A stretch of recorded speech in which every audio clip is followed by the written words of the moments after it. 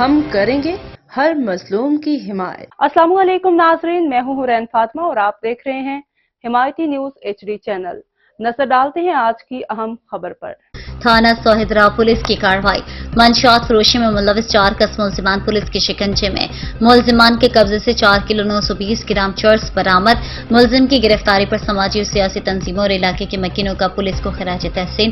نوجوان نسل کے محفوظ مستقبل کے لیے منشیات سے پاک معاشرے کی تشکیل میں اپنا کلیدی کردار ادا کرتے رہیں گے۔ سٹی پولیس آفیسر محمد ایاز سلیم گجرانوالہ۔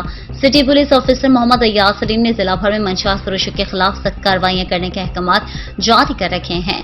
انہی احکامات کے پیش نظر DSP وزیرآباد ہاشم محمود گجر کی زیر نگرانی SHO تھانہ سوہدرا سب انسپکٹر مختار باجوہ اور دیگران پر مشتمل پولیس ٹیم نے دوران گشت و ناکہ بندی اور تلاش بدرویگان اعلیٰ کارکردگی کا مظاہرہ کرتے ہوئے منشیات فروشی کے دھندے میں ملوث 4 کس ملزمان کو گرفتار کر کے ملزمان کے قبضے سے 4 کلو 920 گرام چرس برآمد کر لی۔